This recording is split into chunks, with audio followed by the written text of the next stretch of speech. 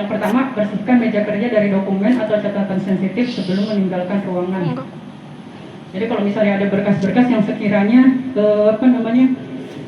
ketika dibaca orang lain, sebenarnya sih kalau kita udah relatif aman ya, karena kita tangannya dekat di kantor gitu, dan lingkungan ini termasuk tertutup, bukan yang orang bebas keluar masuk gitu. Jadi termasuk ketika di kantor gitu, nggak sembarang ada tamu bisa keluar masuk. Cuma jaga-jaga aja gitu ketika kita selesai melakukan pekerjaan gitu kan, lebih baik berkas-berkasnya itu disimpan dengan rapi gitu, jadi nggak berserakan gitu kan. Kemudian yang kedua, dokumen penting harus disimpan di lemari terkunci dan simpan kunci di tempat yang aman. Dokumen penting ini kayak misalnya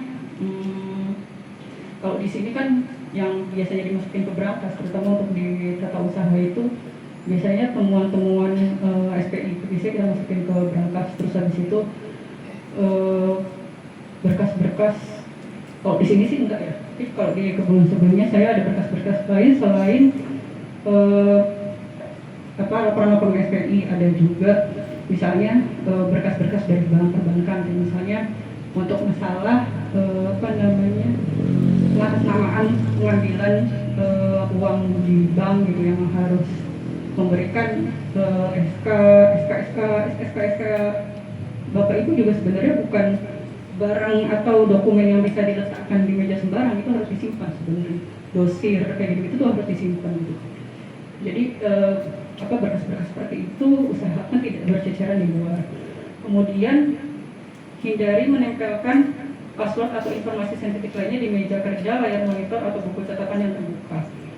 Ini standar sih ya sebenarnya. Kalau bisa dicatat, tapi jangan ditempel di meja gitu kan istilahnya. Catat di buku tertentu, simpan di laci gitu kan. Kemudian yang terakhir, penggunaan email dan internet. Yang pertama, jangan buka email atau lampiran dari sumber yang tidak dikenal. Ini kadang-kadang yang bisa membuat nge-hack dari komputer kita atau WA kita gitu.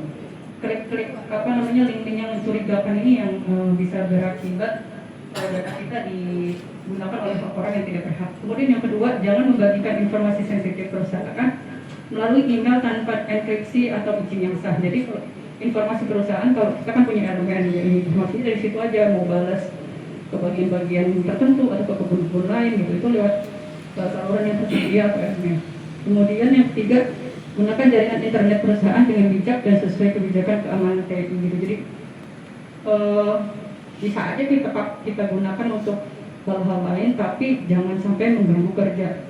Misalnya semua sambil buka YouTube gitu ya, akhirnya orang yang buka elemen gitu atau buka SAP gitu, jadinya loadingnya lama dan segala macam. Tapi di sini sih enggak sih, karena karyawannya cenderung tidak terlalu baik yang menggunakan internet gitu. Tapi ada momen-momen tertentu ketika kita mau menggunakan salah satu aplikasi yang diminta perusahaan. Sekarang kan aplikasi banyak banget, kayak budgeting, kayak Maya, terus habis itu kalau saya ACMS, Erin, dan segala macam. Nanti untuk pengadaan ada juga IPS. Ini masih dicobakan di distrik 2. Nanti setelah distrik 2 berhasil dicobakan ke distrik lain dan akhirnya sampai ke UIT.